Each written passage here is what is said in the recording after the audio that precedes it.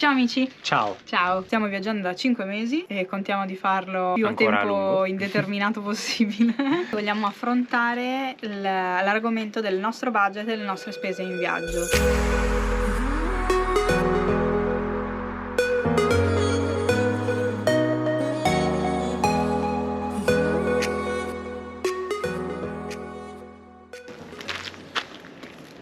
Felipe, possiamo fare il video? Ci dai il permesso di fare il video? Felipe? Tu quanto spendi per viaggiare? Quanto spendi?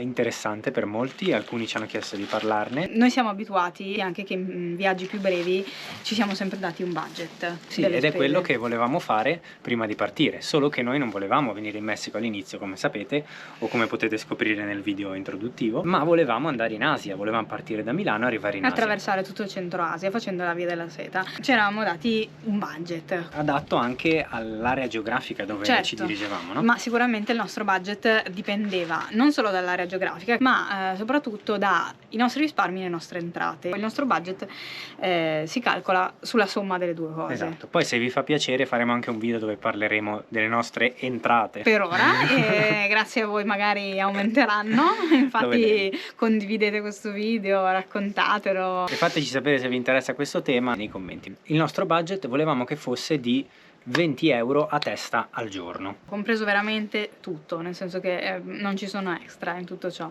Le spese principali che, come potete immaginare, chiunque ha sono sicuramente il vitto e l'alloggio, no? Poi ovviamente ne stiamo parlando di un viaggio in moto, quindi con un mezzo, due in realtà.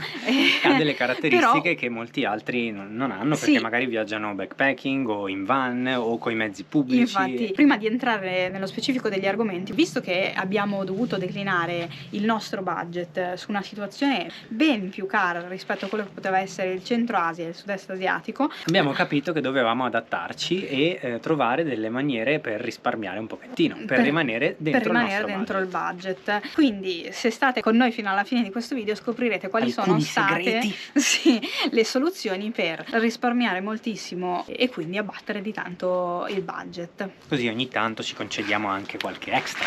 Assolutamente. Partiamo dalle spese fisse. Abbiamo delle spese ricorrenti tutti i mesi uguali che dobbiamo sostenere per viaggiare. Prima di tutto l'assicurazione sanitaria, la cosa forse più importante che qualunque viaggiatore dovrebbe avere per ovvi motivi. Se siete interessati a questo argomento, qui nei link vi mettiamo un link alla nostra assicurazione. Noi per l'assicurazione sanitaria spendiamo 35 euro al mese a testa. E questo ci copre dalle spese dentistiche, agli infortuni, copre addirittura appunto il fatto che stiamo viaggiando con una moto. Funziona con abbonamento e troviamo questa cosa molto molto comoda.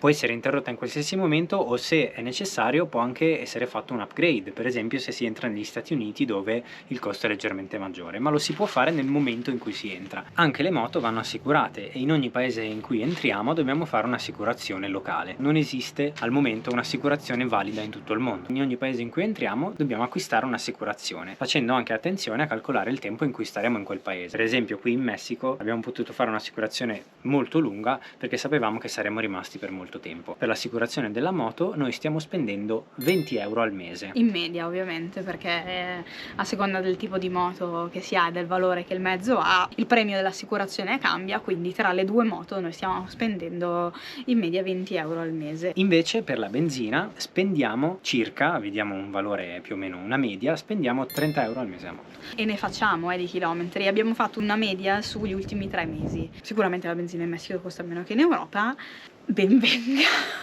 Questo valore ovviamente oscillerà a seconda dei paesi in cui saremo. Certo. Altre spese che dobbiamo considerare come fisse ogni mese, soprattutto perché ci stiamo dedicando a raccontare il nostro viaggio online, sono le spese telefoniche e internet, che noi accorpiamo in un'unica voce perché utilizziamo una SIM card locale. Questa ci costa circa 8 euro al mese. Oltre a questa spesa fissa che noi abbiamo un po' raggruppato alcune spese che sono le spese per le app che richiedono la sottoscrizione di abbonamento e che noi utilizziamo per editare foto, lavorare e programmare tutto quello che riguarda i nostri social. Oltre a questo noi abbiamo un sito che ha un costo di mantenimento mensile, sommato a quello di queste app di cui vi abbiamo accennato, è di 12 euro a testa al mese. Un'altra voce che fa parte delle nostre spese, che non è fissa ma non è così importante come il vitto e alloggio, sono tutte quelle spese extra che possono essere per esempio le commissioni bancarie che spendiamo utilizzando le carte oppure ritirando i contanti, e tutte le spese extra delle attività che possiamo fare in viaggio. Torniamo quindi alle spese più importanti che dobbiamo affrontare ogni giorno, cioè Mangiare chiunque e dormire. affronta ogni giorno, mangiare e dormire. Partiamo dal mangiare. Ovviamente a noi ci piace mangiare local principalmente. Anche se un piatto di pasta ogni tanto non è che ci fa Non schifo, ce lo leviamo. Ovviamente la cuciniamo noi. Capita che ovviamente mangiamo fuori, in piccoli baracchini con street food, in un comedor che ci sembra carino, cerchiamo spesso le recensioni per capire dove andare, per capire anche quanto costano i posti, perché non vogliamo superare il budget. Però quando la situazione lo consente, cerchiamo di farci da mangiare da soli. Quando siamo in tenda, per esempio, utilizziamo il nostro equipaggiamento da campeggio per cucinare, oppure quando ci troviamo ospiti di qualcuno, Oppure ci troviamo in un ostello che ha una cucina. andiamo a fare la spesa nei piccoli supermercati che ci sono qui, che sono molto economici, O al mercato. e ci cuciniamo qualcosa noi. Ovviamente la spesa ci dura molto di più che andare a mangiare fuori e costa molto meno. L'altro aspetto ovviamente imprescindibile è dove dormiamo. Questo è un tasto interessante. Vi racconteremo come stiamo riuscendo ad abbattere veramente i costi. Ci sono due grandi modi di dormire in viaggio. Pagando o O non no. pagando. Partiamo dalla soluzione più tradizionale, e luoghi dove L'alloggio dormire a a pagamento. Ovviamente vi ricordiamo che noi stiamo viaggiando con 2 moto.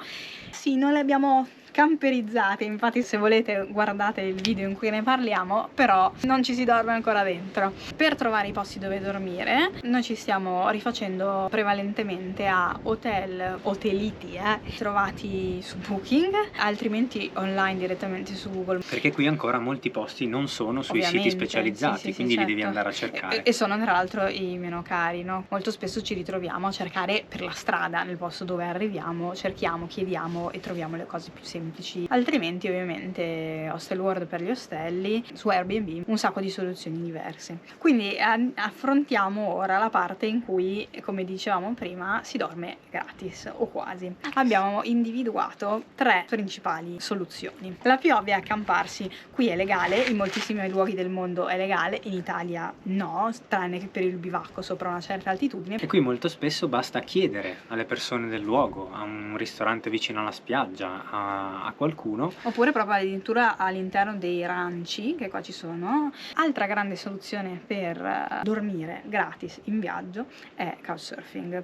Alcuni di voi probabilmente lo conosceranno. Sì, o alcuni di voi magari si sono iscritti 10 anni fa come l'abbiamo fatto noi e poi adesso non lo stanno più tanto considerando, però è ancora un ottimo metodo. Esiste una vera e propria comunità di persone che mettono a disposizione il proprio luogo, la propria casa o una stanza, un divano a tutti i viaggiatori che cercano un posto dove dormire. È bello perché è un ottimo modo per visitare un luogo entrando in contatto con la comunità locale e facendosi aiutare da questa persona che ti ospita a vivere, visitare i posti, a conoscere quelli che sono luoghi che altrimenti come turista sarebbe difficile scovare. Ultimo trucco per viaggiare praticamente a costo zero è Workaway. Workaway è una piattaforma e ne esistono di simili, nessuno ci ha pagato, non abbiamo affiliation con nessun tipo Noi usiamo di... queste, ci hanno detto che ne esistono altre, anzi se conoscete delle piattaforme utili e simili segnalate. O aggiuntive anche, altre soluzioni possibili. Workaway è una piattaforma che permette di ottenere vitto e alloggio in cambio di un massimo di 25 ore lavorative alla settimana. Ci sono lavori che sono molto più manuali, dipingere piuttosto che aiutare a costruire qualcosa. Ci sono lavori invece che sono più sul sociale, si insegna una lingua, ci si occupa dei bambini piuttosto che alcune che sono a contatto con gli animali. Dipende dalla zona geografica, dipende dalle proprie abilità, della disponibilità sul territorio ovviamente. E oltre al fatto di poter entrare appunto in contatto con le comunità locali, viene offerto non solo l'alloggio come magari succede nel couchsurfing, ma anche il vitto. Sicuramente non si può stare 3 giorni e scappare, ecco, questa è una cosa che consigliamo a chi magari sta viaggiando per un periodo di tempo un po' lungo, perché molto più spesso gli host di Workaway chiedono un minimo di permanenza per dare un minimo di aiuto nell'attività che si richiede. Esistono comunque anche degli host che non mettono un minimo di tempo e si impara moltissimo della zona, soprattutto si imparano anche nuovi mestieri. Noi ci stiamo facendo una cultura sia sull'allevamento delle galline, Sulle serre idroponiche, ma soprattutto sulla vita nel deserto in questo momento. Esatto. Se ci sono altre curiosità che avete su questo argomento che magari non abbiamo pensato di raccontarvi, chiedetecele nei commenti. Noi ovviamente stiamo cercando di rimanere in questo fantomatico budget e ci stiamo riuscendo per ora. Questo mese che stiamo facendo Workaway e abbiamo fatto Couchsurfing siamo a meno della metà del nostro budget e il mese sta finendo, quindi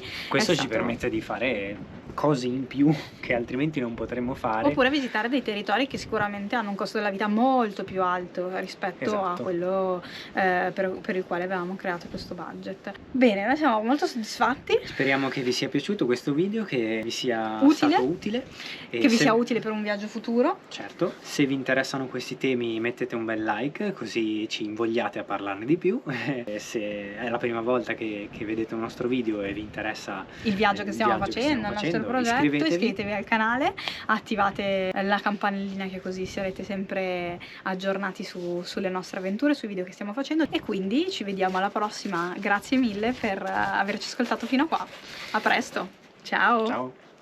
Una grande esperienza di Workaway è appunto entrare in contatto con la fauna locale, con la saliva dei cani, ma anche con dei panorami mozzafiato. luna piena.